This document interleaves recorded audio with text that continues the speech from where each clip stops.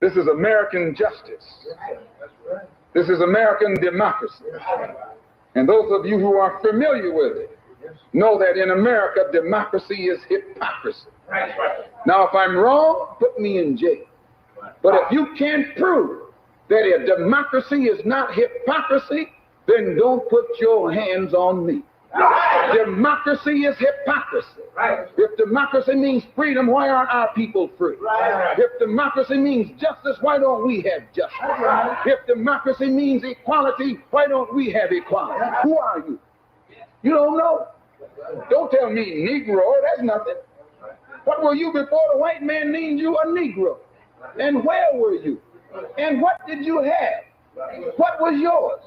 What language did you speak then? What was your name? It couldn't have been Smith or Jones or Bunch or Powell. That wasn't your name. They don't have those kind of names where you and I came from. No, what was your name? And why don't you now know what your name was then? Where did it go? Where did you lose it? Who took it? And how did he take it? What tongue did you speak? How did the man take your tongue? Where is your history? How did the man wipe out your history? What did the man do to make you as dumb as you are right now? 20 million black people in this country have been like boys in the white man's house. He even calls us boys. Don't care how big you get, he calls you boy. You can be a professor. To him, you're just another boy. I heard him calling Ralph Bunch. Well, he's a good old boy. And if we can't do it, we should hush our mouth. If you can't do for yourself what the white man is doing for himself, don't say you're equal with the white man. If you can't set up a factory like he sets up a factory, don't talk that old equality talk. Welcome to another episode of You Left Shit Out. I'm your host, Compton J, or CJ, or just J. So what's up, everybody? Starting out with Malcolm X. That's a regular occurrence here, at least when I'm hosting a show. For anyone that's new, please subscribe, or at least give us a chance, or give me a chance to gain your subscription. Let's go ahead and pop up the graphic just to get started with at least what we're going to be talking about. So the railroad strike, I should say, is the full word. And then we'll talk about Sabbys' appearance on Rising. Appeared this morning. She recorded this morning, and they uploaded this morning. So we have the clip, and we will go listen to that clip and analyze it and talk about the great job that Sabby did. And then we'll get to the railroad strike. And not sure if a lot of people are aware, but there is laws, or Congress enacted something where it does give the president the ability to force them to go to work. So we'll dive into the details of that in just a moment. But first, of course, let's do a chat check and a like check. And for those that are new, that just means I'm going to check the likes, make sure everybody says my sound is okay. Just check in with everybody. And then a like check is just to check if our viewership is matching the likes we have. Because people forget. You get engrossed in the conversation, or at least in the chat, and then you forget to like that. So we're at 63 likes, 115 so odd people watching. If we can get 40 more, maybe push that to like 100, that would be great. And let's see who's in the chat here. Okay, so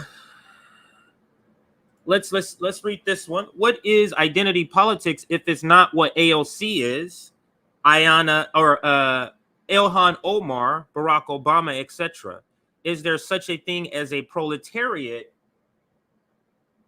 identity politics? Those are actually some interesting, great questions.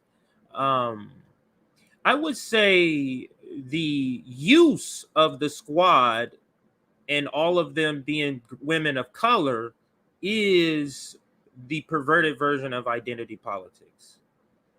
Yes, which people call identity politics. When they say identity politics, they're talking about the co-opted, perverted version of what that is, which is uh, just a mere shell that's representing you. Like Barack Obama didn't represent anything about the black struggle, about anything about black issues whatsoever. He just had the color. So that is what it's been. So that is what has been boiled into or made into by the process of called recuperation. We did a stream on this before. It's a process called recuperation where they take a activist, or they take some sort of a thing that they strip it of its meaning, of its real meaning, and then they leave this shell of a meaning that people can co-opt, that people can insert whatever they want. Because identity, and Nick says this all the time, the original reason for identity politics would just, all it just simply meant is what we already do, which is, I'm coming from a politics. My politics is shaped by where I came from, meaning my experience growing up, how the government or the state interacted with me. That's what identity politics was supposed to be. I let my identity, my background, not my skin color, because the skin color, economics we're talking about here, right? So that's what it used to be, but they stripped it of that and just gave it this shell of a meaning.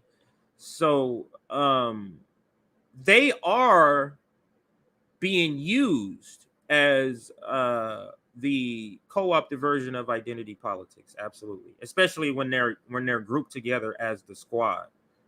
I wouldn't say that necessarily if they're elected individually, from their cities or their areas. I wouldn't necessarily say that, but that is a great way to start out. I feel like this is going to be a great conversation since we're starting there. So Rising's audience probably thought Sabby was some right winger. So that is absolutely correct. I can't wait till we're gonna get to the video in just a second, because it's great. Like, and I told Sabby, I'm like, you hit every point that the PMC, that the professional managerial class may have never even heard from a leftist point of view. So this is almost an education for the people who watch Rising, and believe me, that's the professional managerial class that watches Rising. So to have them be able to hear, wait a minute, there's leftists who think this, there's a woman of color who thinks this about AOC, was great. So and I tweeted out the clip, and I'll show you that when we get to it, the full clip, and I tagged some people you will find interesting. I'll get to that in just a moment. Kudos to BJG for acknowledging RBN. Absolutely. Thank you to Briahna Joy Gray. So great. Great afternoon. Good vibes. Absolutely. Oops. Yeah, feels like a countdown to chaos, huh? I couldn't make 2 p.m. My daughter, who has been sick, which is the reason why I have been able to make 2 p.m. She's not sick anymore, so she went back to school or play school today, and it starts at 11:30 my time, which is 2:30 Eastern. So I have that. So I start now. So that's why I'm starting after I drop her to that. So yeah, I do like that time slot though. Sitting on the railroad tracks is going to get some attention. Woo-hoo. Is that how you say it? Woo-hoo. RBN. Absolutely. Shout out to the Black family. Yes, I ate turkey sandwich for lunch. I like that's random, but I like it. And she was absolutely great. I told her, she said I think she said something. She hoped she did well. And I'm like, you did absolutely great. So absolutely. What's Dana Dane? It's an old song. But Dana.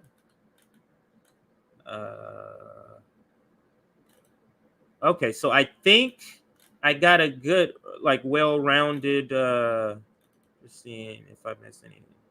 Oh well, you're in for a treat because we're gonna be playing the clip today. It came out maybe 3 hours ago. Yeah, he came on about, or the clip came out about 3 hours ago. She recorded it this morning. Maybe 4 hours ago. Maybe it's about 4 hours ago now that I'm thinking about it. All right, so we just making sure I didn't skip any super chats or anything. Okay, so all right, so we're gonna get into. Okay, let's. Everybody's anxious. Let's start with the. I am too. Let's start with the Sabbys story. That's what I'm calling it. It's an AOC story, but it's called a Sabbys story. Or I'm calling it a Sabbys story because she appeared. She is the reason why. Because we kind of covered the indirect topic, but we're gonna cover some of what she talked about. So here is the clip, and I'll show you who I tagged. So I said Sabby and RBN. Oops, let me make sure this is on the screen. I've done that before where it's not actually on the screen. So Sabby and RBN on Rising. Sabby told the truth about AOC on corporate media. This is what's needed because the Hill is corporate media, if anyone didn't know that. A professional managerial class will hate this segment. They absolutely will. And AOC on GQ is the final red flag that solidifies her as, I think, as a Democratic establishment. So I tagged Brie, of course, Sabby, and of course it's about AOC. I tagged RBN. And then I added Sam Cedar. I felt like the professional managerial class needed to make sure they got this, and I added Jank. Is that popping up on there? Yeah, let me scroll up. So, oops. Am I looking at the right one? Yeah. I added Jank. I added David Sirota. Yeah, he has me blocked. That's why you don't see his full profile. But yes. Emma Viglin. Jacobin. That is the magazine for DSA, for the progressive Democrats. And of course Nominki, but she also has me blocked. All right, so let's get to the clip. It is a shorter clip, but it's still a great clip. Host of the Sabby Sabs podcast and co-host of the Revolution. Let me give her the right introduction here. So it's under 9 minutes or just under 9 minutes. We're probably going to look at some comments because it's already been seen about almost 2,500 times already. So we're probably going to look at some comments. So if you haven't commented and you're here in the chat and you want to go comment, you can go do that now. I'll get to the comment section in just a minute. But if you want to go comment so I can read it, just you can go do that now on Twitter if you follow me on Twitter. All right, so here, let's get to the clip. And this is Sabby on Rising with Briahna and what's it? I forget the other guy's name. But yes, the other co-host. It's on the tip of my tongue. But anyway, when it comes up, I'll make a point of it. Congresswoman Alexandria Ocasio-Cortez is the new GQ cover star. Titled AOC's Fight for the Future, inside the issue, the New York representative opens up about rumors she could run for president in 2024 or 2028. Quote, I hold two contradictory things at the same time. One is just the relentless belief that anything is possible, but at the same time, my experience here has given me a front row seat to how deeply and unconsciously, as well as consciously, so many people in this country hate women, and they hate women of color. People ask me questions about the future, and realistically, I can't even tell you if I'm going to be alive in September, and that weighs very heavily on me. And it's not just the right wing. Misogyny transcends political ideology, left, right, center. This grip of patriarchy affects all of us, not just women, men, as I mentioned before, but also ideologically. There's an extraordinary lack of self-awareness in so many places. And so those are two very conflicting things. I admit to sometimes believing that I live in a country that would never let that happen. Joining us now to weigh in is host of the Sabs podcast and co-host of the Revolutionary Blackout Network, Sabrina Salvati. Welcome to Rising. Good morning. Thanks so much for having me on. Yeah, great to have you here. So, AOC for president, what are your thoughts? I would not vote for AOC for president, and it's not so much about, I would say, her political ideology, because I came out of the Bernie Sanders movement. I heavily supported AOC when she ran the first time. My issue with AOC is I feel like she wants to be more of a celebrity and less of a politician. I would really like to see her organize with people on the ground. I feel like she has a large following. We could use that support, those of us who are organizing on the ground. And what I've seen from her. Let me pause it there about the organizing on the ground part. That's what Kshama Sawant is doing. So for anyone that might say, well, she's not an activist, she can't do both. Kshama Sawant does that. It kind of goes together. It's kind of put the legislation up and then fight to get it passed. Put the issue up and then fight to get the issue taken care of. That's sort of how it works. But you're missing the activism part in the way that push pressure on your mama bear. So this is a great point that Sabby makes here. I'm going to back it up just a little bit so she can say the full point again. Would say her political ideology, because I came out of the Bernie Sanders movement. I heavily supported AOC when she ran the first time. My issue with AOC is I feel like she wants to be more of a celebrity and less of a politician. I would really like to see her organize with people on the ground. I feel like she has a large following. We could use that support, those of us who are organizing on the ground. And what I've seen from her, it seems like she just wants to go along with what the corporate Democrats in DC want. She's going along with people like Nancy Pelosi.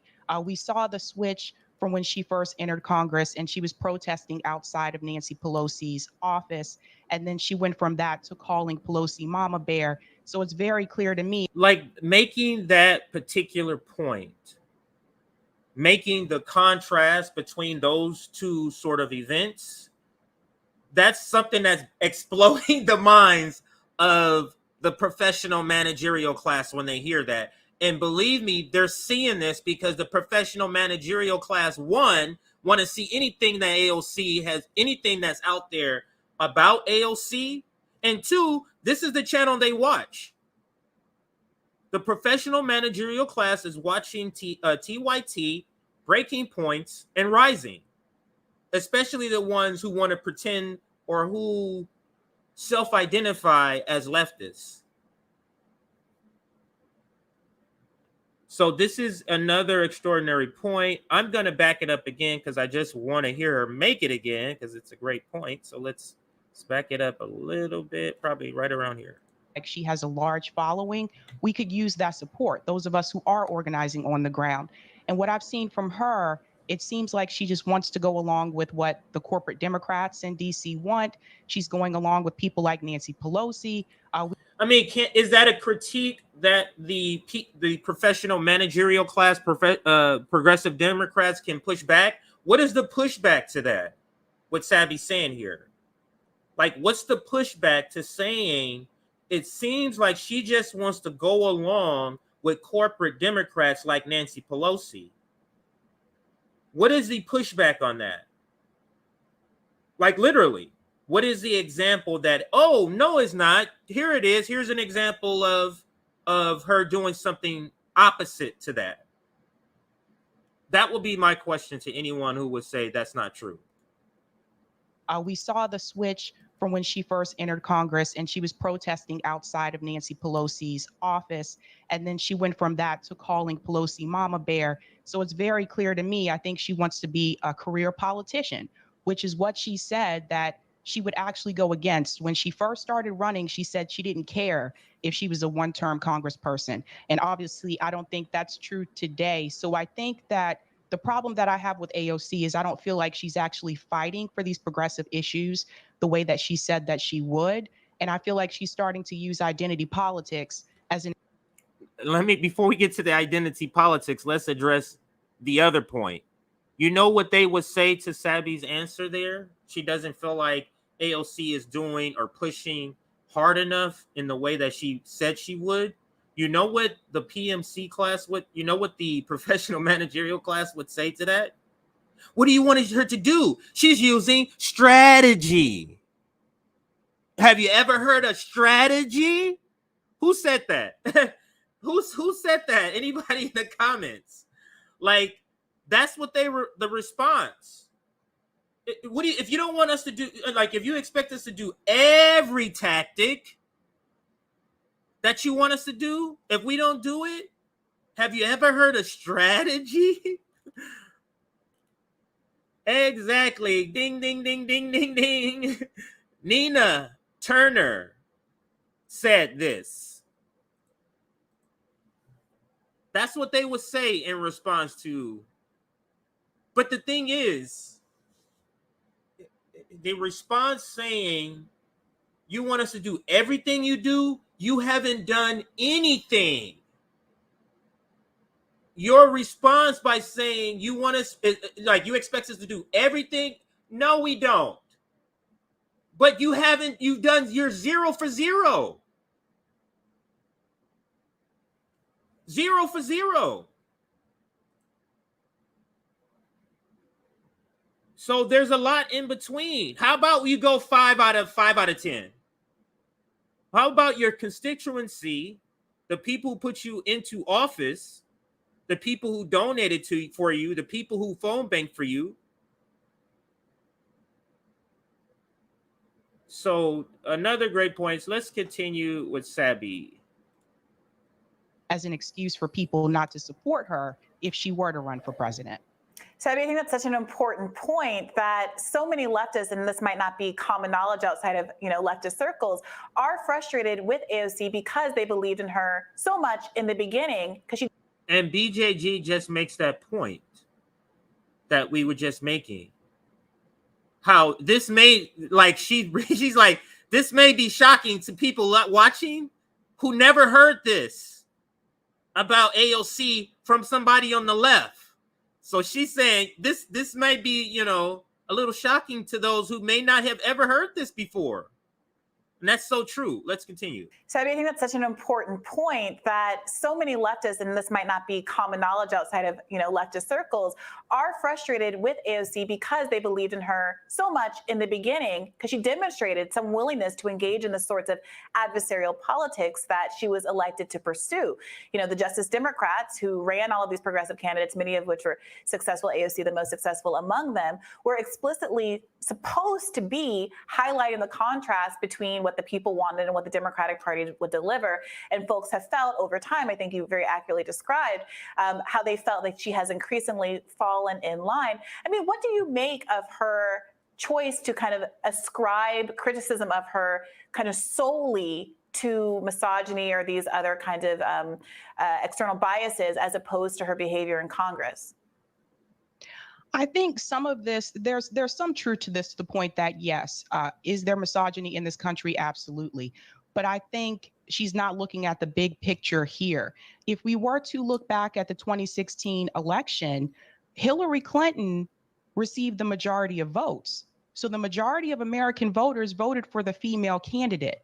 If we want to bring the color aspect into this as well, Barack Obama won 2 election cycles in a row. So I think if we did not have those examples to point to, I think maybe she would have some type of a point here. But man, this is what I mean when I say Sabby is calling you a dumb motherfucker to your face without using the words dumb motherfuckers to your face. This is the surgeon that I'm talking about. Remember the descriptions I gave? I said, I'm righteous anger. Rome is the man on the streets, or a man of the people. JB is the compassionate one. He's the one that's bringing compassion to every item. Nick is the self-described nerd. Sabby, She's the surgeon. She's the professional surgeon. She comes in and takes out your heart while you're over tea. So, so this is just beautiful how she's saying that point of saying identity politics in the case of AOC and the presidency and this excuse that she's trying to give here is just not landing as well as it would land if you did not have the two examples that she gave, and Hillary Clinton getting the popular vote, and she's a female, and Barack Obama, a person outwardly person of color. So it doesn't have this quite landing magnitude or the landing effect that she thinks, or that she would hope.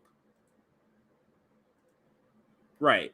And that's what kind of diplomats do. They come out and quietly and nicely and politely take out your heart. Exactly. Calling her out without cussing. And cussing is I hope everybody knows, it's a Southern take on cursing that Southern whites and blacks use everywhere. Like I'm not in the South, but I use that. Cussing. So let's continue with the video. Let me actually put up a few of your comments about what you've thought so far about this segment. We're at 174 likes. We got 321 people watching. Can we push to 200? 25 more people give us a like. That'll get a few more people watching. And let's now look at a couple of your comments here. Let's see here.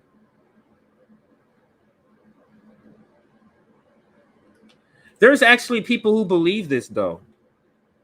There's people who believe, and there's people who sell it as such. They sell it as, I'm going to get me in 4 years and I'm going to bring healthcare and I'm going to do this. You're not. You have corporate forces that's fighting against that, and they have been for decades. So anyone who thought that one congressperson would reform the whole system is adult.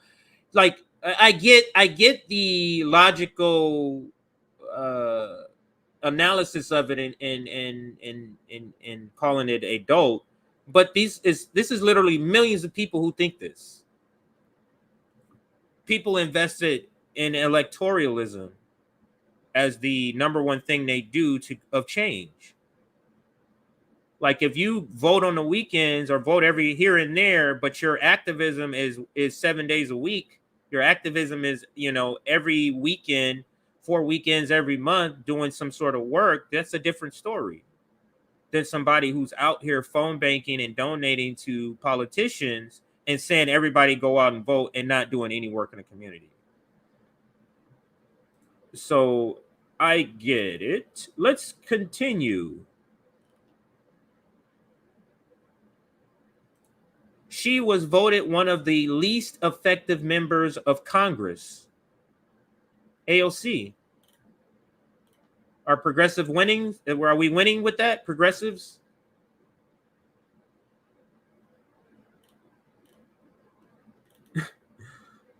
Let's see. Let's go down. RBN Voltron. Hopefully. Absolutely.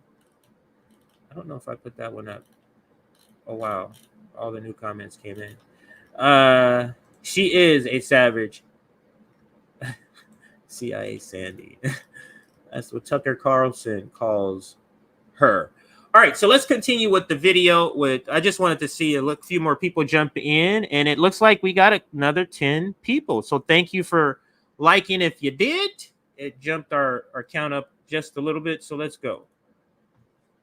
But I would point to someone in reference to a woman of color as someone like Michelle Obama. If Michelle Obama were to run, I believe that she would win. And I agree with Sabby. I agree. And I'm not sure if people were just in a DM talking about this, but yes, I agree. If if the Democrats really wanted to beat somebody, or if they really were like, oh, we need to find somebody, the smart pick would be Michelle Obama. Because when I go, oh, there's nobody who could beat Trump. There's nobody who could beat whoever the Republicans, except maybe Michelle Obama. And I agree with Sabby here. So let me back it up a little bit and continue. As someone like Michelle Obama, if Michelle Obama were to run, I believe that she would win. And I'm not a fan of Obama or Michelle Obama, but I believe that she would actually win. That is, you know how important it is for Sabby to insert that right there, that I'm not a fan. If she'd have just said, oh, Michelle Obama, then the people, the professional managerial class would have been thinking, oh, okay, so she just doesn't like AOC. She's still down one of us. She's still a vote blue no matter who, because she still like the Obamas. Okay, but for her to make the point, no. The black neoliberals are a problem too. That's so very key. Win. So I think that AOC needs to look at some of the things that she's done and realize there's a reason why people are particularly criticizing her. I wish she put more of her time fighting for people in her district, and I've spoken to them and she's not fighting for them. I wish she put more of her time and focus into doing some of these actions on the ground, which she said that she would do, instead of spending most of her time being a career politician and a celebrity. Yeah, I'm not on the left, but even I can see examples. A career politician and celebrity. You know, the PMC class, they're pulling their hair out when they hear this. Sam Cedar. Imagine Sam Cedar. Imagine Jank. Imagine these people. A celebrity and a career politician. That is a high insult in this world that they pretend to be in. So that was a body blow. That was like a Mike Tyson body blow to the liver that she just delivered there. Just a matter of factly.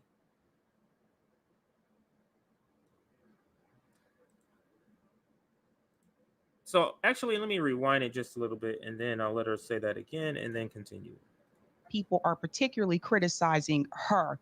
I wish she put more of her time fighting for people in her district, and I've spoken to them and she's not fighting for them. I wish she put more of her time and focus into doing some of these actions on the ground, which she said that she would do, instead of spending most of her time being a career politician and a celebrity.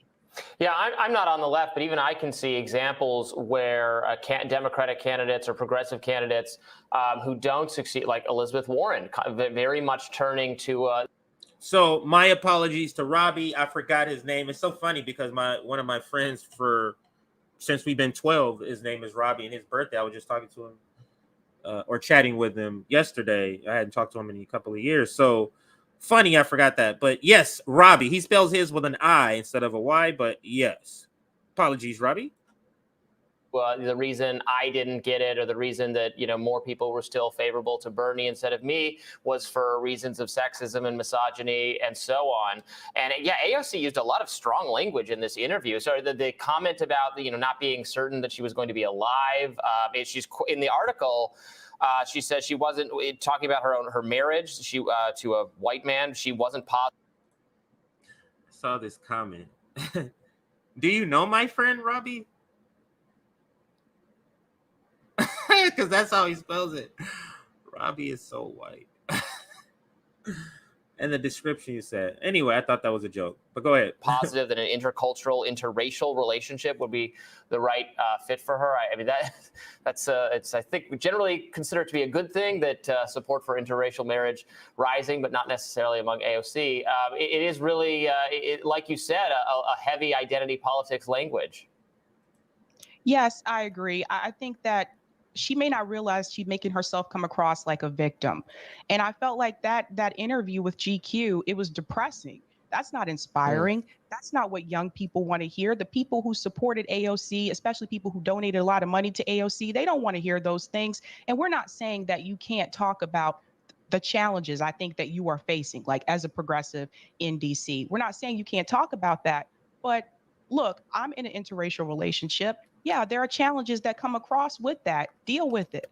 Like, I'm sorry, but you can't just blame everything that's happening to you, every bad thing that's happening to you on identity politics. So I think that if AOC wants to run for president, I think that she first has to be able to handle these situations that she's going through now. And I don't feel like she's doing a good job at doing that. And she's going to have even more pressure if you run for president. Sabby, do you think that AOC could win despite the skepticism that exists in, I would say, about half of the left at this point? I'm going to replay this question. I just want to preface it. This is a great question for the PMCs to hear, the professional managerial class, to hear the question and the answer. So I'll back it up just a bit so she can start the question over. Oops, right here, and continue. These situations that she's going through now, and I don't feel like she's doing a good job at doing that, and she's going to have even more pressure if you run for president.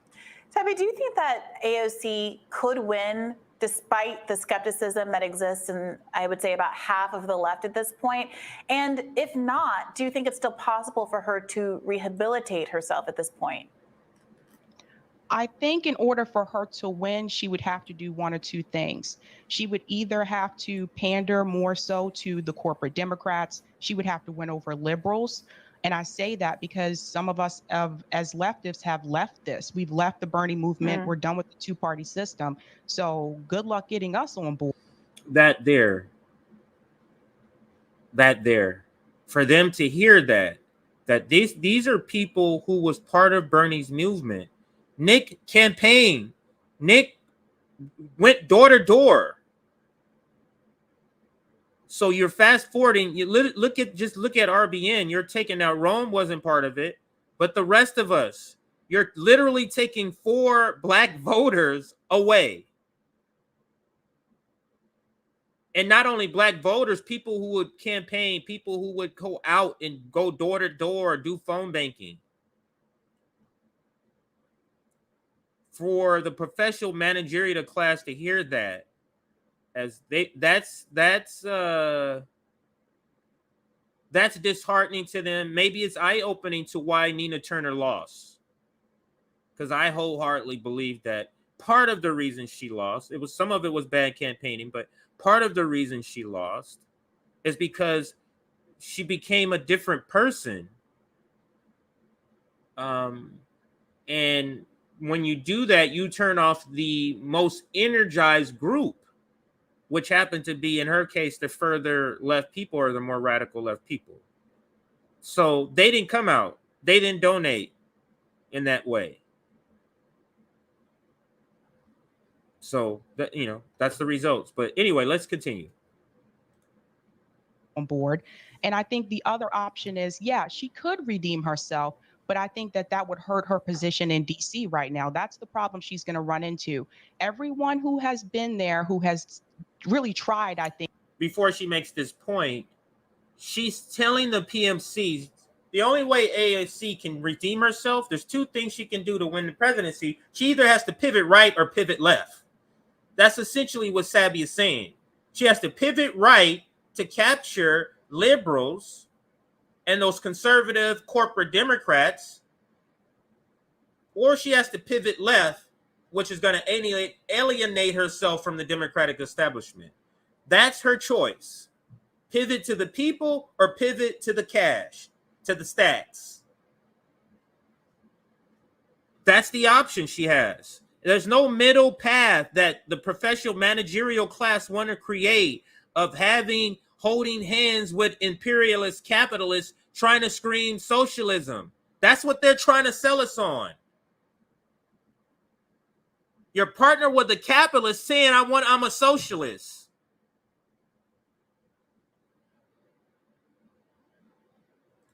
So let's continue with Sabby. In this point, it's coming to the end of the clip here, but let's continue.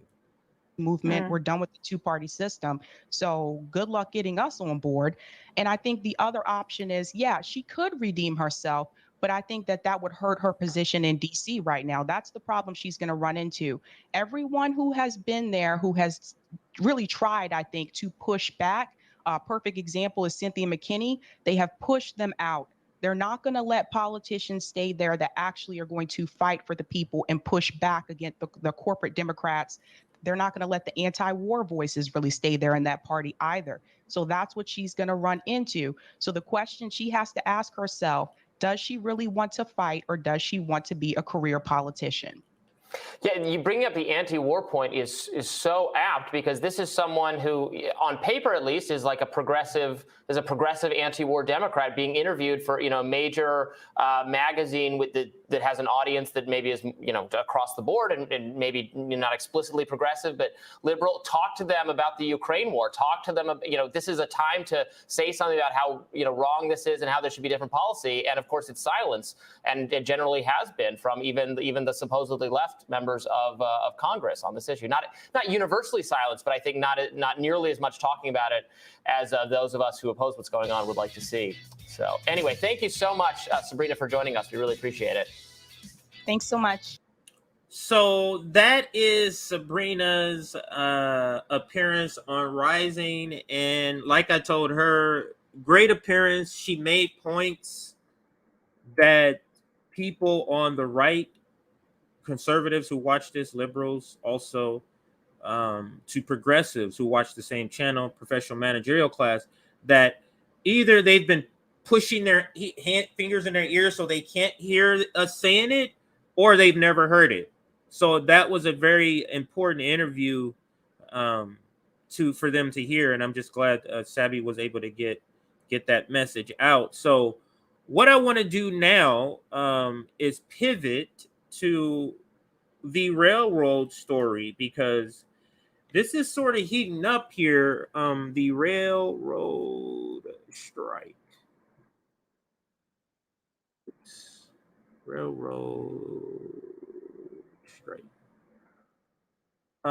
It's sort of heating up. But let's first just give a backdrop to what's happening. So I want to cover maybe 3 or 4 1-minute clips, just the news coverage and hearing what they're saying about it. A lot of it is the same, but do want to get some different perspectives. So let's start there with the railroad strike that is looming. So where is it? Here we go. So the markets open in a few hours after the Dow suffered its worst day since 2020, down nearly 1,300 points. That stung. Investors are anxious about inflation, which remains stubbornly high. The drop came on the heels of a new inflation report. Food costs jumped 11.4% over the past year. That's the largest annual increase since 1979. And aside from that, there is a looming railroad strike that could begin as soon as this Friday, and that could be a big strain on the economy. With me now, CNN business reporter Nathaniel Meyerson and chief business correspondent Christine Romans. Romans, talk to me first about the possibility of this labor action on the railroads. So this is a challenging development at a very challenging time for the U.S. economy. I mean, 30% of U.S. freight moving in the United States goes on rail lines, right? So this is a big problem. The railroad companies have been making a ton of money it's not a profit problem here, not a pay problem for a lot of these workers, but so many of these conductors and engineers work on this rostering system where they're basically on call 7 days a week. And guess what? In 2022, American workers, labor has the upper hand, we all know, and they're just not going to work like that anymore. So now they've got some serious negotiating to do here. And there's a lot of work to get done if they want to get a deal by Friday. If it doesn't work out, by the way, the administration, I think, is intimately involved at this point because they don't want this to happen. But if there were to be a labor action, if there were to be a strike or a lockout, which is also possible here, how much would that disrupt supply chains? It would. So I actually live here at the Los Angeles one, which happens to be supply a lot. So this is like Los Angeles and Long Beach ports. This is the area. And I live close to the Long Beach port. Like, in fact, when we take freeways around here, there's always tons of trucks because they're all coming from the port that's right here. So, yeah, this hits home for me, or how we will be affected. it would really tangle up supply chains again here. You've already got companies positioning for this. Amtrak is already suspending some long haul routes because while Amtrak owns its lines in the Northeast, it travels on these railroad lines for big other parts of the country, especially from Chicago. So they're already starting to position themselves for what happens if there is a strike. So already you're seeing tweaks in the economy because of the threat of this. All right, Nathaniel, aside from this, you've done some excellent work. And by the way, there's a lot of food shipped on the railroad, so that could increase costs for food supply as well. But you've been doing work on, we showed the numbers before, about food price increases year over year. And you've been looking into how people are changing the way that. Okay, so the segment spoke, because it was breaking, spoke about the railroad. It wasn't only about the railroad. So I don't want to, kind of listen to the rest of that. So let's bring up the next one. And I do have a couple of clips. I want to get a variety around the spectrum, the right spectrum, because they're all on the right.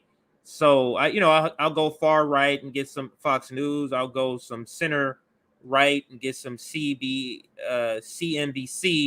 But here is Fox News, and this is Neil Kavota, or whatever I read. Not whatever. Sorry, I don't want to be disrespectful, but Neil C. You'll know who I'm talking about. I always have an issue with saying his name. But so here's the next clip. This one, Fox News. Of course, this is Mitch McConnell's wife, who's being interviewed here about the situation with the railroad union. And here's the headline on there. Breaking news. Railroad union says workers voted against proposed labor deal. And understand, the union is trying to get the rank and file to go along with this nonsense. So, but listen to their take on the railroad strike. They're mostly talking about its effect, not the conditions of the worker. Secretary, very good to have you. Thank you for joining us. Thanks for having me. Talks are ongoing. Yeah. And I'm not even going to go in the under and over on what you think the likelihood of a strike is. We do know it would be disruptive. Absolutely. How disruptive? Well, the majority of freight in our country is carried by either trucks or rail. Trucks take up about 70% of the traffic, and they are responsible for the last mile. 30% of the freight is basically carried by railways, and they are basically the long-distance haulers as well. So there will be major disruptions, not only to the freight movements in our country, but also passenger rail as well. So, for example, Amtrak. Amtrak has most of its activities in the Northeast corridor, but they also have long-distance passenger rail traffic. And they've already canceled some of them because they're afraid that going across the country, Amtrak, which is passenger, but also uses freight rail tracks, would also be impacted by what's happening with, with the potential strikes and everything. So I wish the current secretary, great luck in trying to find a resolution, because it is absolutely essential for the freight movements, for the productivity and the economic vitality of our country.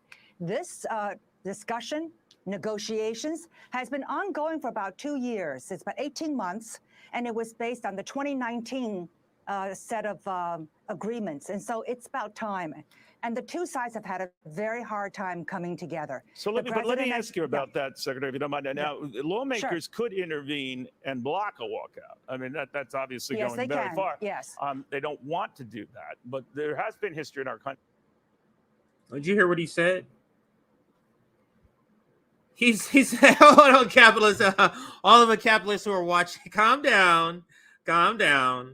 We've already implemented a capitalist backstop, okay? So the president has the ability, what they call intervene, to stop this. And they're gonna present it as stop the catastrophic destruction of the supply chain, instead of saying making workers go back into conditions they don't want to work. That's the framing. So let's listen some more to this clip. It's like, 25 seconds left?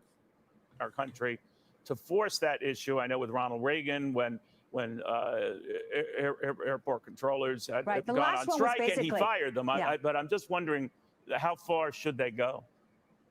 Well, the only people now who can actually act and make things happen is the Congress if the negotiations are not successful by the expiration date and time.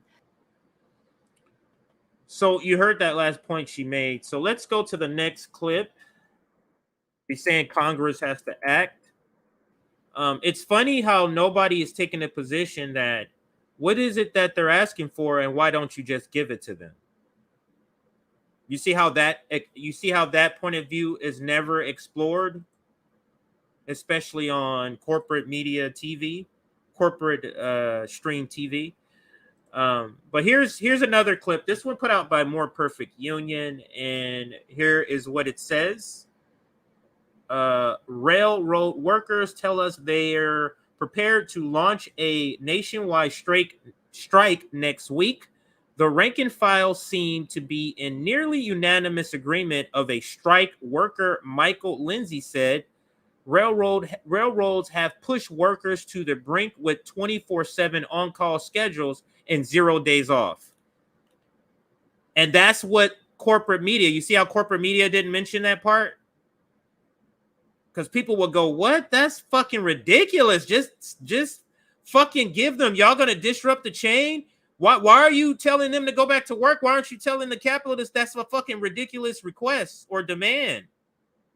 You notice that? So let's continue with this More Perfect Union video, and it's more from the workers' point of view, and this is one of the few clips I have is from the workers' point of view.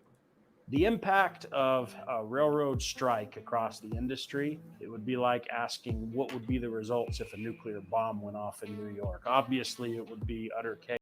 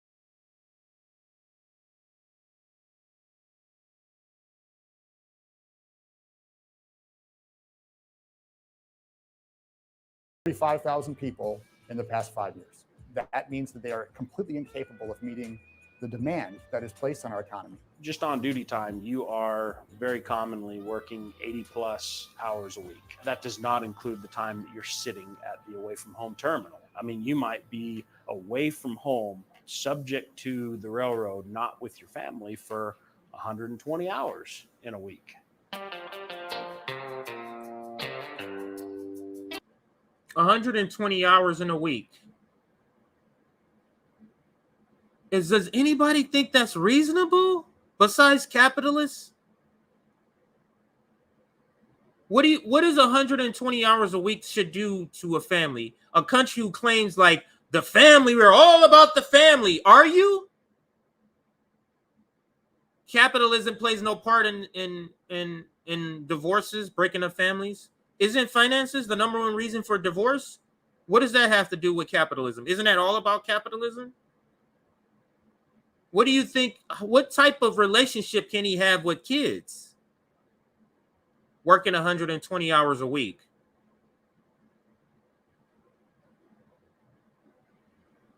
You see how CNN and MSNBC, they're not going to come with this angle, because if they did, their audience will be like, wait, what? They don't have any time off?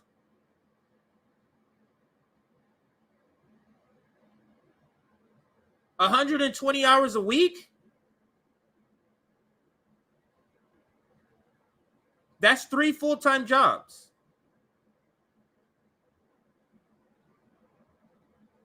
And no one's gonna see that this is capitalism, I guess. On these long runs like we have, where you're on the train consistently 10, 11, 12 hours, it is not realistic for a human being to be by themselves. There's no gas station to stop at to get a cup of coffee when you're nodding off, when you're getting tired. You can't get up and stretch your legs. Let's say the boards are exhausted the way they are, and you think you're going to work at 6 in the morning. No, there's a shortage of people. You end up getting called to work at 1 in the morning. When you're tired, you haven't gotten any sleep, tossed and turned, and then they expect you to be on a train for 12 hours by yourself.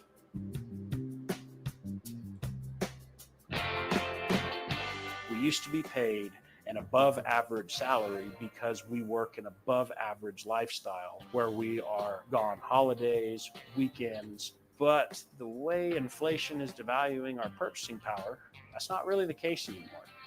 You might only be making like $26 an hour gross when you consider the time that you were on the train, the time after your hours of service expired that you're sitting there in a siding, the time sitting in a hotel up to 16 hours without pay, and the fact that you're having to pay for those meals out of pocket. The sacrifice that we make is not being compensated. In this round of contract negotiations, I believe railroad workers as a whole want 4 things: an increase in their pay, they want to keep their health insurance, they want the ability to take time off when they're sick, when they need time with their family without being subject to an oppressive attendance policy, and we don't want to be forced to one-man crews the way the railroad wants to cram it down our throat.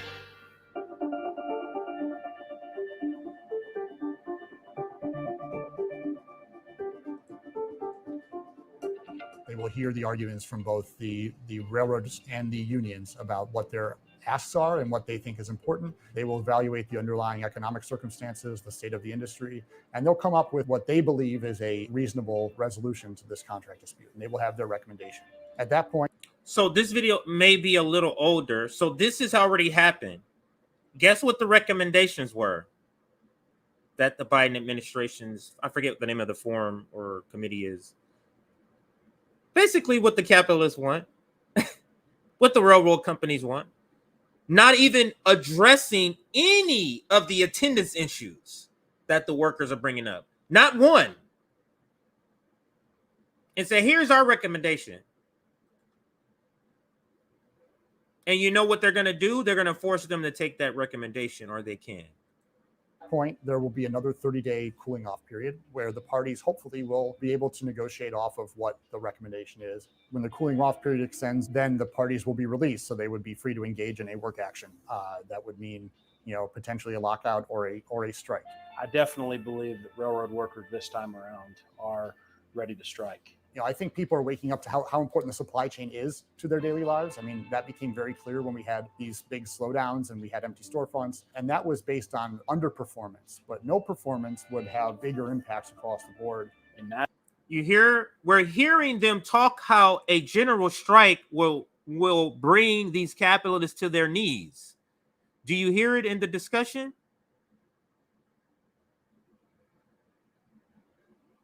A general strike from specific industries in particular, that's all she wrote.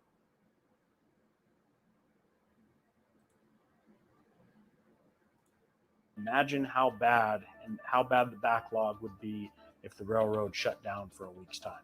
Just a week. It would be enough that store shelves would be empty.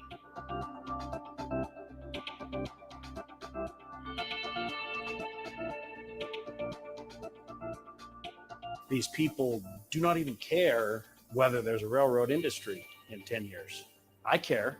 I have wanted to be an engineer my entire life. I mean, even as a kindergarten, I remember I wanted to be an engineer. I want there to be a freight railroad 10 years, 20 years, 50 years, 100 years from now.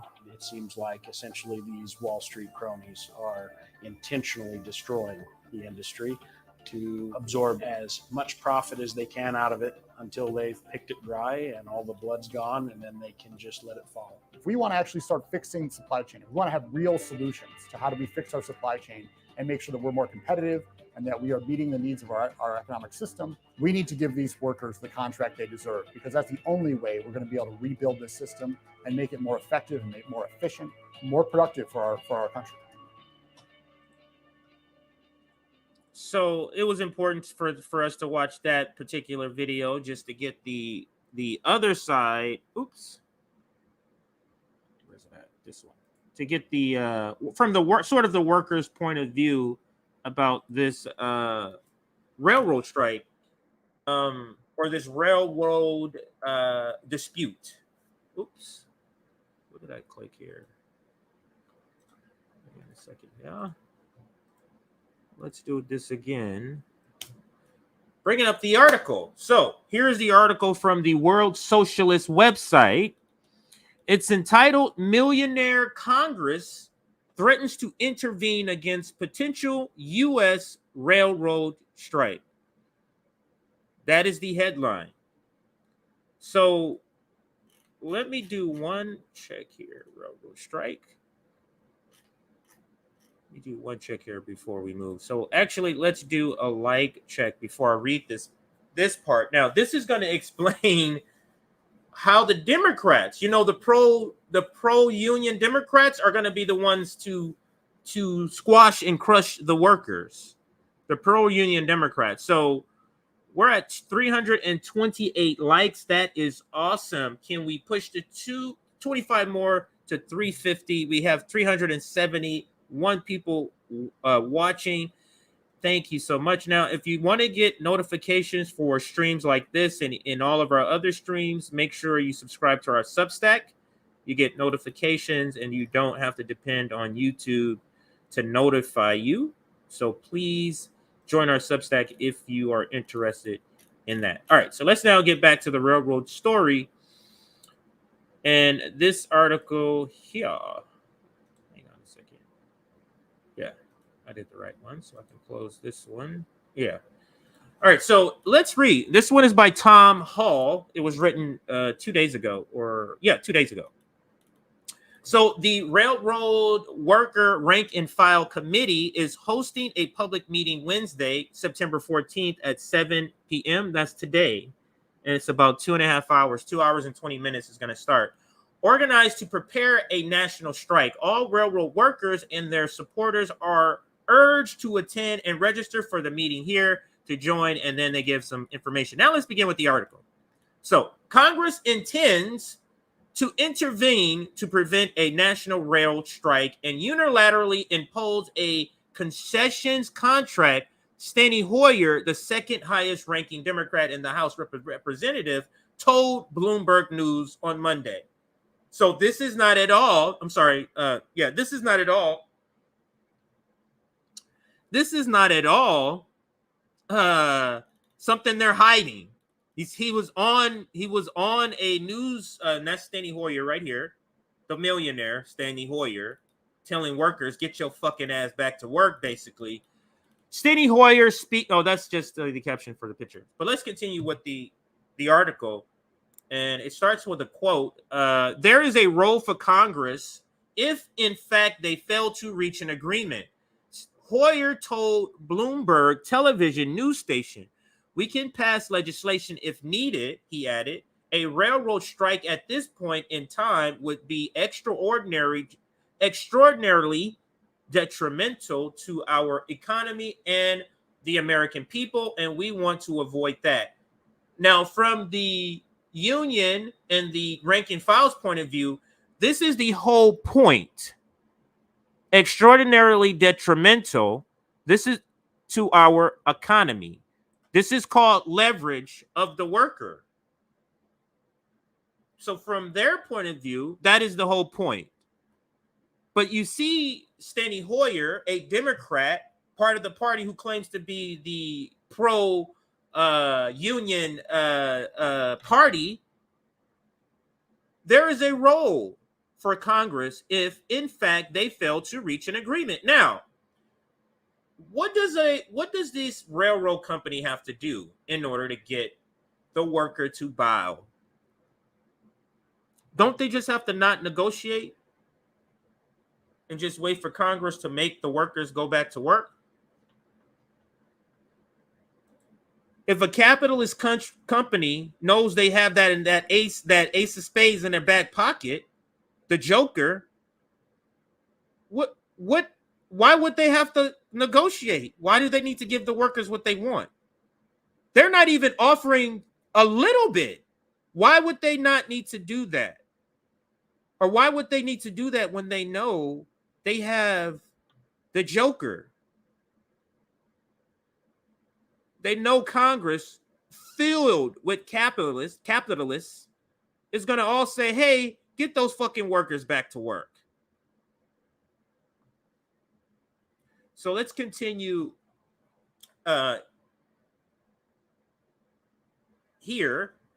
The U.S. Chamber of Commerce also issued a statement demanding intervention. Yeah, that the group of capitalists, the U.S. capitalists of Commerce, those guys, they issued a statement demanding intervention by Congress in the event that a deal is not struck before Friday's deadline, when the legally mandated cooling off period expires at 12:01 a.m.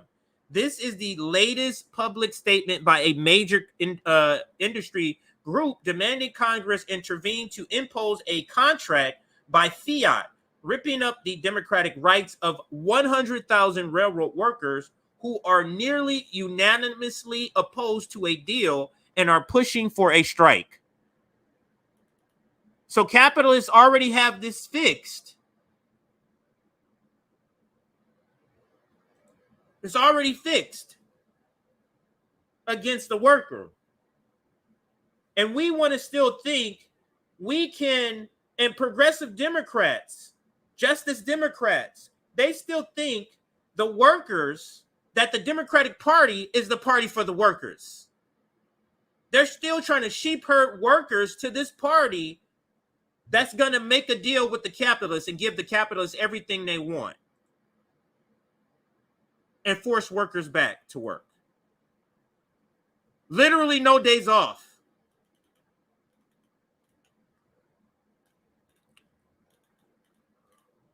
While not unexpected, Hoyer's remarks are a significant escalation of the state's effort to impose a pro-company contract. They follow Biden's appointment of a presidential energy board. That's what I was trying to remember. PEB, Presidential Energy Board, which proposed a settlement, including wage increases below inflation. So this is the proposal they're talking about already.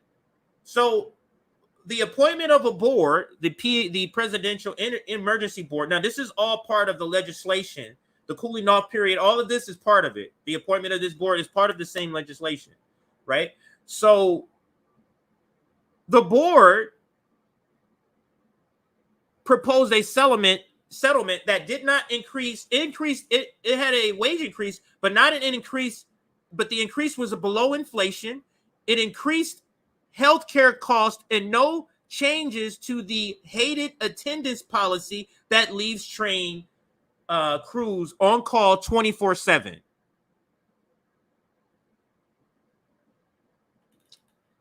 Since 1927, railroad workers have been under the discipline of the Reactionary Railway Labor Act, and that is the act that we're talking about that has these provisions, these cooling off periods, and all of these other the presidential emergency, whatever the committee is called. This is the act, the Railroad Labor Act, of course, put together by capitalists, which is designed to all but abolish strikes. But for even longer than this, the U.S. government has not hesitated to use its injunction as well as direct violence against the threat of strikes on the railroad. Eugene Debs, the early 20th century socialist leader and a railroader who led the 1894 Pullman strike, described the state response to strikes as a government by injunction. The last congressional injunction into a railroad strike came in 1991 when the House voted by 400-5. Now, was it 400 Republicans? You think it was 400 Republicans It definitely was 400 capitalists, though. 400 to 5 to ban a national strike that strike less than 24 hours after it began. 1991, people. That's been used.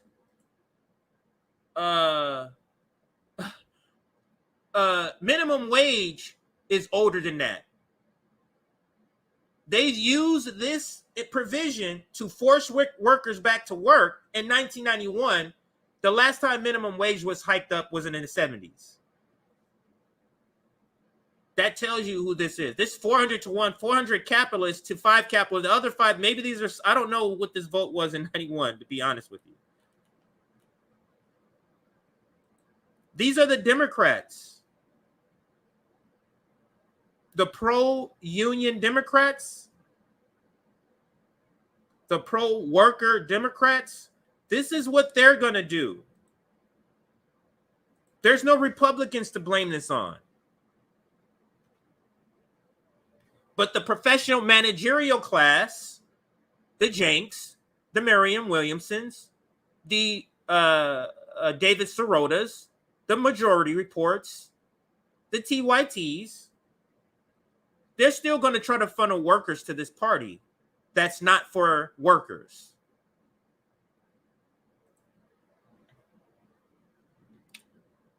Hoyers claim that Congress would act to defend our economy, that should say defend capitalists, is drenched with hypocrisy, while Wall Street and its political agents cynically use the prospects of shortages to try to whip up public opinion against a strike. You get that? Shortages, public opinion on strikes. American corporations have profited immensely from spiraling cost increases during the pandemic, which they would lose out on in the event of a strike. The Federal Reserve, with their approval rating, is jacking up interest rates in order to suppress wage growth, which is considered too high, even though it does not come close to matching the rising cost of living.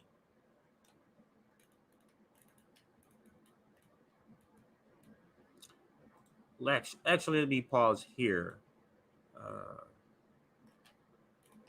because I want to insert another story here. So I'm going to pause here.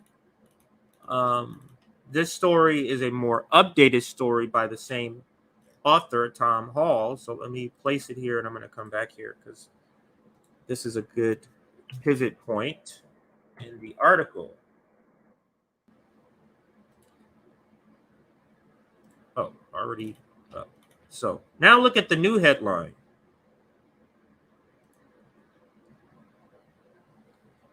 This is from the same website, World Socialist website.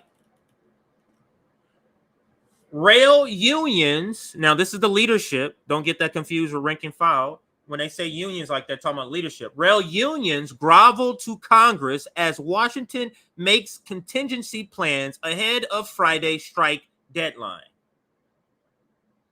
There's already high inflation. If this was to take place, you know how much that would go up. You know, their plans, their whole made up plans, how Joe Biden is now having a great presidency, how they flipped this in 2 weeks with the IRA, that bullshit legislation. This would foil their plans. So they can't have the workers asserting their rights. What do you think this is? A democracy? Come on. So let's listen to, or let's read this new article here. That's the same call to rail workers here. So let's listen, or let's read. And we'll be wrapping up here. How long have I been streaming? Let me see. Oh, only an hour 14. So it hasn't been that too long. So let's actually let me go to some comments. I don't want those to build up too much. So let me go to comments before I start on this next article here. Yes.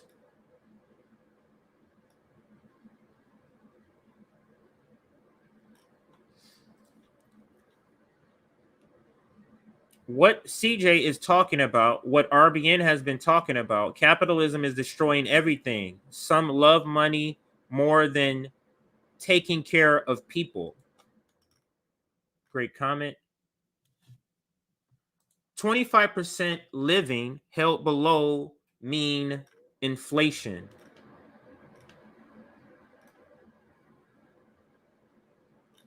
Let's see here.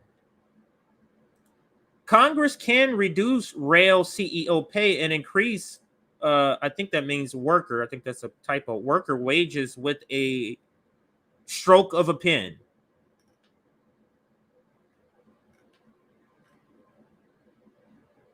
Congress is owned by the oligarchs. So of course, like it's almost like the same entity. It's almost like the railroad company is in the White House. So of course they're going to force them back to work.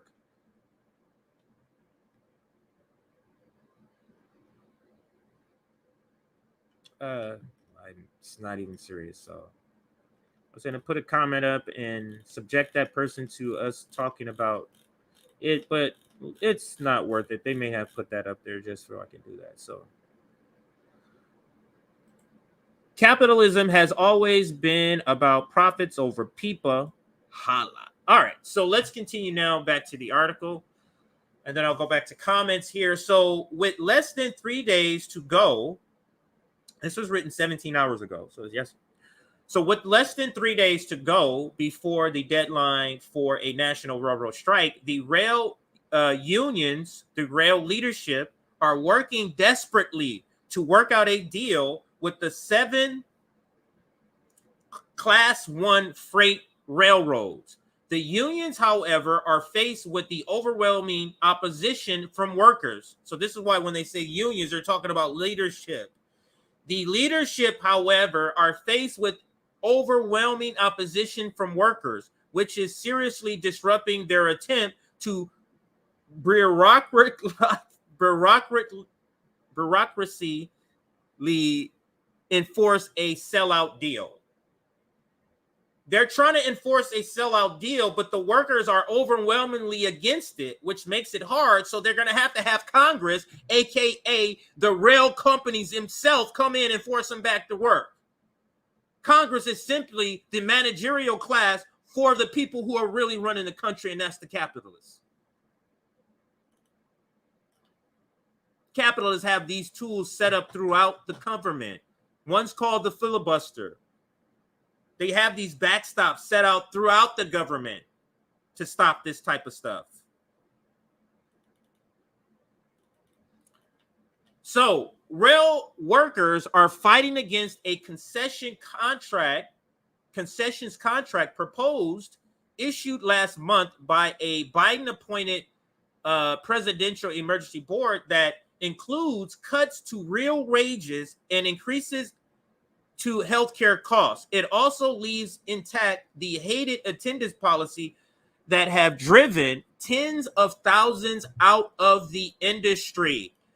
Despite the Civil War atmosphere reigning inside Washington, both parties have indicated that they are prepared to come together to pass legislation to block a strike. Bipartisanship. You know how we're all, let's have some bipartisanship. Here you go. That and the Ukraine money. Nothing for us, though. So Steny Hoyer, the number 2 Democrat in the House, told Bloomberg News that Congress would intervene. On Monday night, Republican Senators Richard Burr and Roger Wicker proposed legislation to impose the PEB right at Friday's deadline.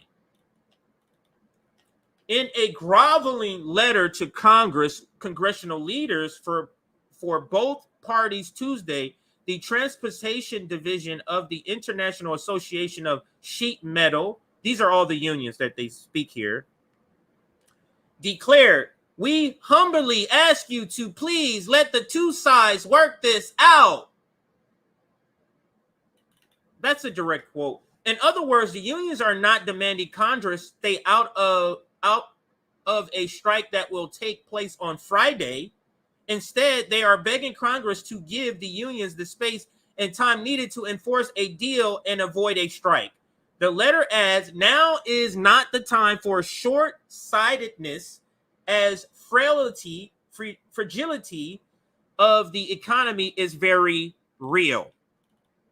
The companies, however, refuse to make even the slightest concessions on the brutal work regimen on the railroad, where workers are constantly on call and are unable to schedule time with their families or even doctor's appointments.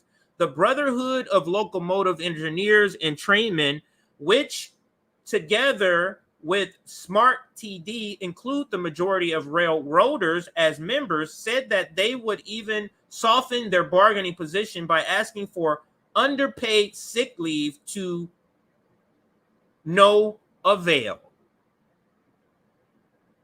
So the workers said, hey, we'll take even this lesser version of what we want. And they said, fuck you, motherfucking workers. You have to understand capitalism, American capitalism, and it has their template. They're always reaching back to the template of slavery. You understand? That is the epitome of capitalism, paying them zero and working them motherfuckers to death.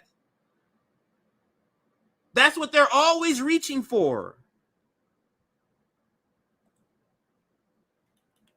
But Smart TD's proposed solution is not a national strike, but a voluntary agreement that is one reached without congressional intervention, which it calls the best option for our members and the nation.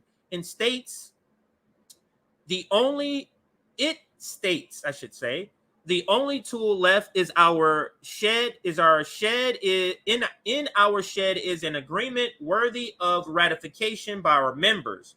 This itself directly contradicts Smart TD's and the Belt own promotion of the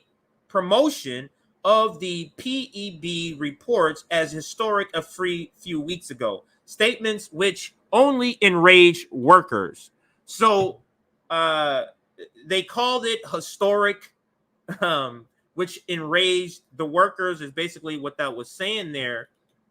And let's read this last paragraph here because it gets into some numbers that's important. Smart TD attached its letter internal polling showing that a contract pattern after the PEB would be rejected by 78%. So 8 out of 10 would reject the proposed by the Presidential Emergency Board. Before the PEB, workers in the Belt voted by 99.5% to authorize strike. That's everybody, people. But in the Smart TD poll, when asked members what the best option is, striking is not even cited. Instead, they asked workers to choose between ratifying PEB and ultimately letting Congress decide the contract. So, union leadership is not on the side of the rank and file. This is why it comes into question of how to maneuver in a co-opted world of union leadership for a general strike. There has to be an updated version, an updated template for general strike because the union leadership is co-opted.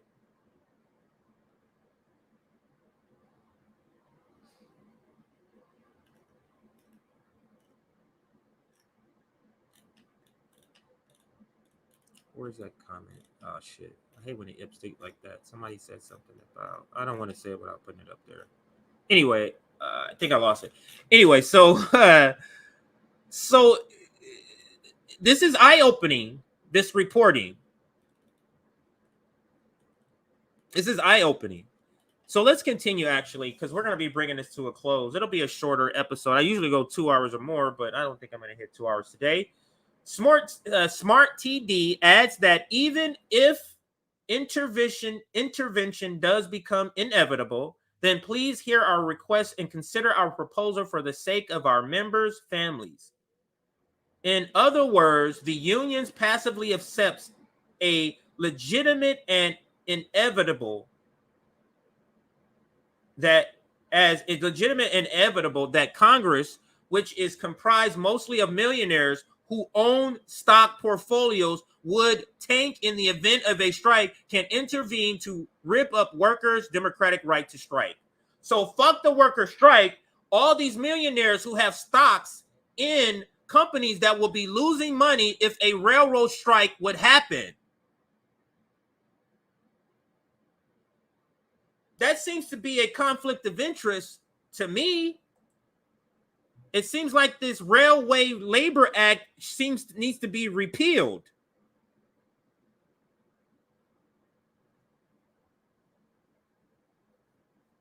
You see all these backstops that capitalists have put into the system that we don't hear about, and they pop up every 30 years or so. Stuff like this is like, what? I hadn't even know this existed.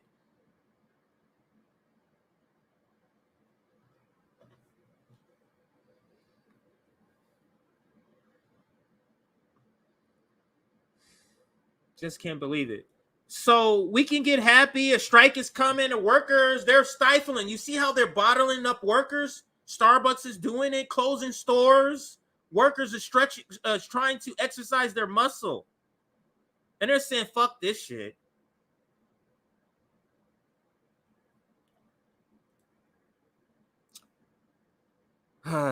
Yes. So anyway, I think I might pause it here. I'm just trying to make sure I'm getting the latest information on this and getting that out there. Let me make sure. I'm going to skim this to make sure there's not any other important items that any other congressperson has said.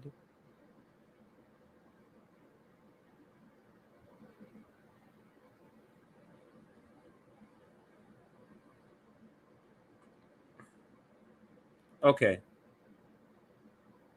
Okay, so let me read this part here, and then maybe we'll close out here.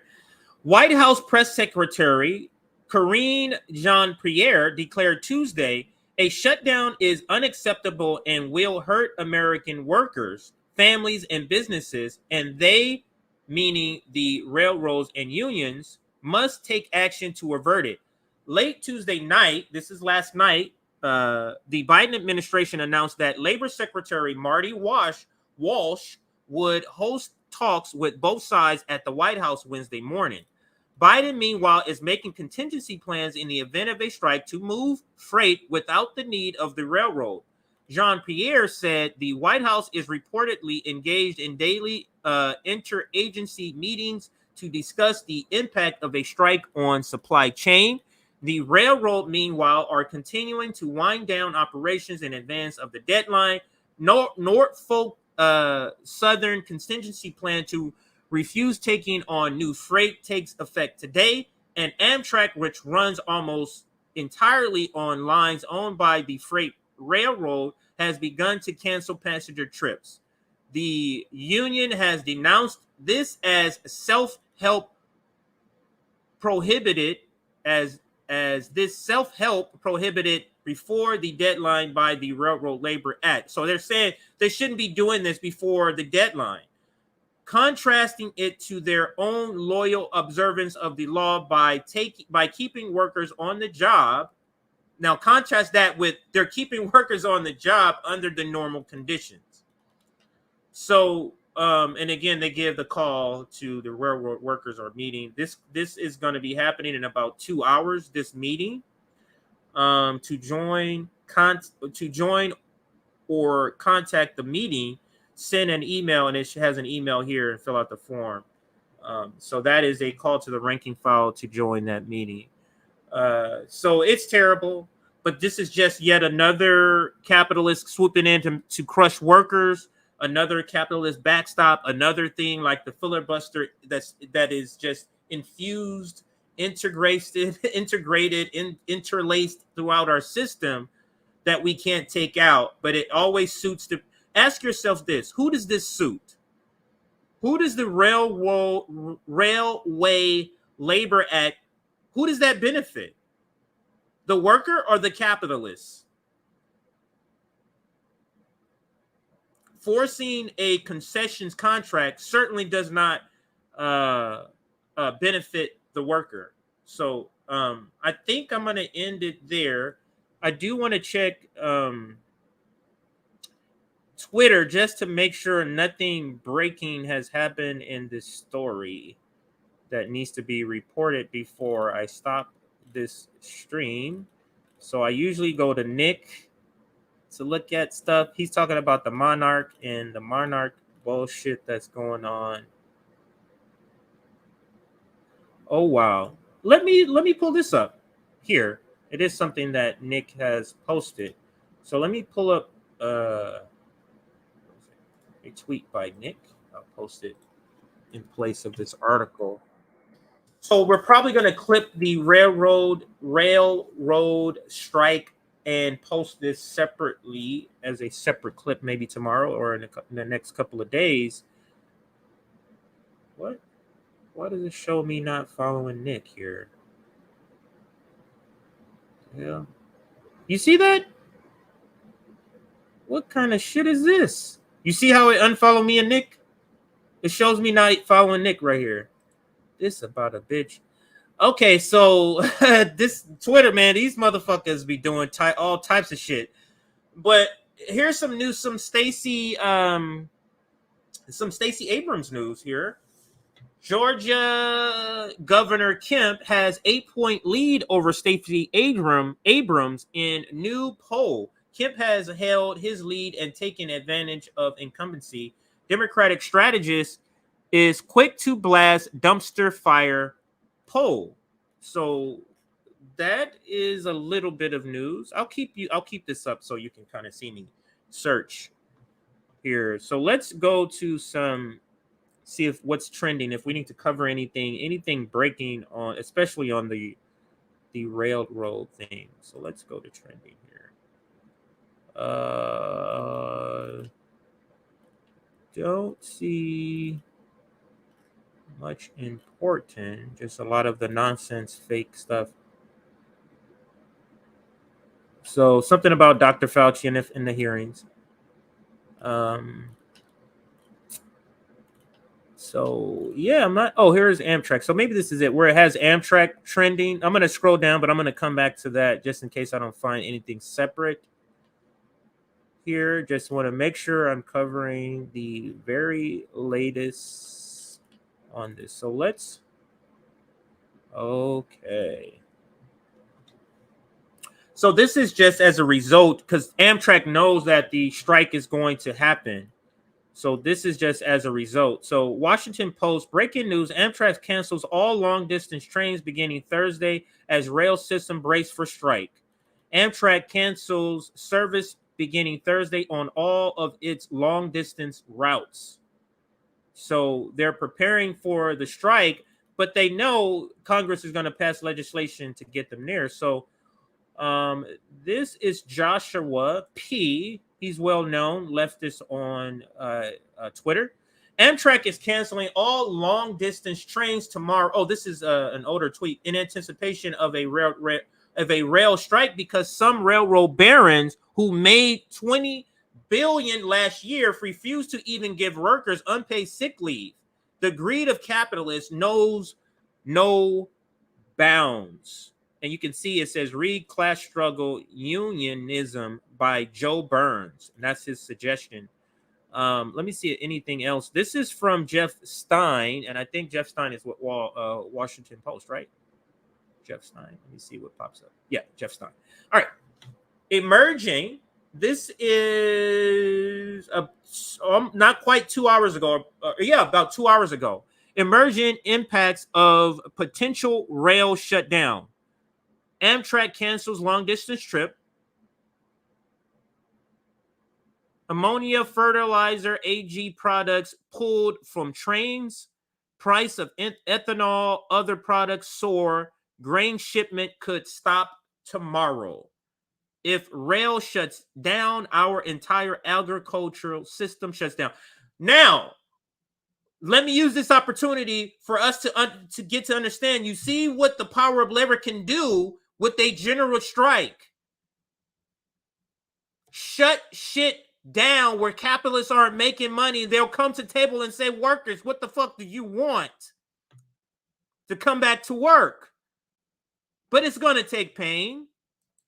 And that's what they're going to try to convince you of, all the pain. That's why we have to prepare for a general strike. You have to prepare for the meeting of the material needs during a general strike. But you're seeing the impacts of what the power workers have. And this is a congressperson tweeting that out. So right now it's a lot of breaking news around Amtrak, or I actually did click that, but I want to see the railroad strike. So I'll take you on that journey for the last search here before we head out. Anything new? Let me see if there's any new videos from any news sources here. So that's the video we've already played. It doesn't look like there's anything new, so I think we've covered everything. Oh, this is a video I was going to play earlier. I just never got to it. So I'll play this sort of in the background as we continue. So it goes over the same thing. One of the videos we already played kind of went over the same stuff it does, but I'll allow this to play in the background as we're coming to a close here. Around 60,000 union rail workers are set to go on strike, which could bring the transportation of nearly 30% of the nation's freight to a grinding halt. How damaging will a strike be to the U.S. economy, which seems to be in sort of a fragile stage at this point? So a shutdown would have a tremendous impact on our supply chains. As you all know, it's going to have a ripple effects into our overall economy. The strike stems from scheduling rules that require engineers and conductors to be on call 7 days a week, preventing them from making their own plans, depriving them of time with their families, and creating a high turnover rate. It really is going to bottle up the freight system. We have supply chain problems already. The ports are clogged. You throw in a rail strike and tens of thousands of containers can't get to where they want to go. That affects stores and our everyday lives. The White House says President Biden has called both the unions and the rail companies in an attempt to avert a strike and is urgently discussing contingency plans to try and keep the supply chain moving. We are working with other modes of transportation, including the shippers and truckers, air freight, to see how they can step in and keep goods moving. I'm Melissa Rainey reporting. So, yeah, so that is that reporting. Oops, it's starting over. So what I'll do is, today is Wednesday. Nick is off today. I don't think, yeah, there's no other streams today. Nick is taking off today because tomorrow and Friday he has interviews. Tomorrow we have Briahna Joy Gray. Tomorrow, Thursday, I believe it's 4 Eastern. Nick and I will be there for sure. There could possibly be Sabbys, but I'm not sure if she's able to get out of work to join. But I know it'll be Nick and I along with BJG will be here in the house on RBN. So make sure you check that out. Oh, this is what I was looking for. Looking for a closing video here. So I want to shout out Rockfin, because I got to remember we have Rockfin and sometimes we have people over here with comments. So let me read some of the comments on Rockfin here.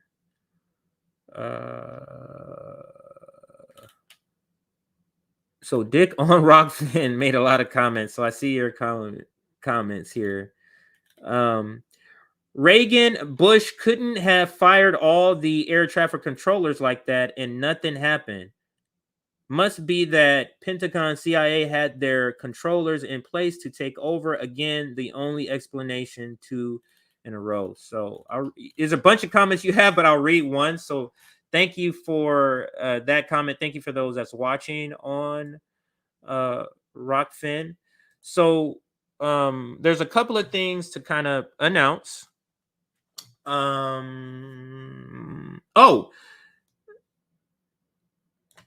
We're at 457 likes. 457 likes. Can you like the stream? Let's see if we can get to 500. That's about 40 more, 43 more. Let's get to 500 before the stream ends, and let's go over a couple of things. One is, of course, we're having the JB fundraiser event. We kicked it off yesterday. JB explained sort of his situation that's happening with his housing, but he's in dire need. And so we're having a JB fundraiser. So if you're able to help out, let me take the ticker and adjust this here. 1 second here. Venmo, let me get the, yeah, here we go. All right, so let me also put this up. My bad, everybody. So I'll scroll that at the bottom. You do see it at the bottom there, but I'll make it a little bit bigger. We kicked off the fundraiser yesterday. Here is where you can send funds: Venmo, Cash App, and PayPal. So here's where you can send funds. We're raising $5,000 for JB's housing. He lives in Florida, and I think Florida, along with maybe Austin, Texas, is the top places, top 1 and 2, maybe top 3 places where rent has skyrocketed. And his rent has gone up several $100s over the last several years. So he's trying to maintain his residency. He's on a fixed income. He's disabled. So if you're able to pitch in for this fundraiser, please do. If you watch any other stream, make sure you put in the comments. Have Nick, have Rome, have Sabby talk. Remind them to bring up the fundraiser. I try to remind them, but have them remind them if you're in the comments, and that'll just jog their memory to make sure they shout this fundraiser out for JB. We're doing it for our comrades, so make sure if you're able to help, please do. Now, let's go ahead to the next thing. I said subscribe to our Substack if you want to get notifications of streams like this. We do have our next summit coming up. It's called the Activist Summit. It is our 2nd annual General Strike Summit, but it's a focus on activists. So the sub-name is Activist Summit, and it's going to be October 22nd and 23rd as of right now. Now, typically our summits are 3 days. They always start out as 2. And then we usually add it Friday if we book all the 2 days up and we still have guests who want to be on. So if you're an activist and you want to be a part of this, our next summit, this is technically the 2nd annual General Strike Summit, but it has an activist focus this year. Let me get you our email if I can find it. I have so many things here. So where is our email address? Email. Okay. So I can use this one, even though I'll just change this part. So in the subject line, Activist Summit. So here is our email. If you're an activist or you're part of an activist organization, here's our email. Email us, and in the subject line, put Activist Summit, and we will respond and coordinate with trying to coordinate to get you on to the summit one of the 2 days right now we have. We may move to 3, but right now it's one of the 2 days. So if you want to be a part of that, our next summit, the 2nd annual General Strike Summit, please do so. Oh, it's right here. I finally found it. So I did have it already linked up, already set. So I can change this one back because this one is for LA RBN. We have a Los Angeles community outreach. So if you're in the LA area and you want to be part of that, email us, and in the subject, put LA RBN. It's our LA outreach. So we'll be doing some community outreach, going to Skid Row, giving out blankets, giving out food, that type of thing, giving out socks, that type of thing is type of work we're doing in the community. If you want to volunteer in any capacity, please email us and include LARBN in the subject line. I think that's going to do it for me today. Let me find a closeout video to end today. Paranelli, I think I'm going to go with this guy. I started him. I didn't end with him. I started with him a couple of days ago, so I'll end with him today if I can get this to ever pop up here. So please support RBN if you're able to do so on Patreon, patreon.com/Revolutionary Blackout. Thank you for all who watched on YouTube, on Twitter, and all other spaces. Please retweet if you can. And don't forget, we have Briahna Joy Gray tomorrow on RBN. Thank you once again. And we're signing off on the RBN, or Revolutionary Blackout Network. Let me put it to you this way. We are proud of being black and of our black heritage. But white America does not accept the concept that this is a multiracial society. It has never accepted the fact that there are black people, brown people, yellow people here alongside them. They've always looked upon America as being white. And hence, all of its propaganda is directed at us to convince us that somehow or the other we must become white before they will accept us. Even a publication like Ebony, with a subscription of something like 800,000 Negro subscribers, is written for what we call the low visibility Negro, you know, the light-skinned Negro. With a rare exception, Ebony never features the activities of the black man in this country. It's always that low visibility, you know, the almost white Negro. And how you too can be this way one day if you use some of the skin lighteners that they run in their advertisement. I mean, when it runs ads like Dr. Fred Palmer's skin whiteners, it is denial of the fact that black people exist. That somehow or the other, in order for us to exist, we must resort to using hair straighteners so our hair won't be kinky. That somehow if we could only hide our blackness, we can then become part of this thing called the American melting pot, or the American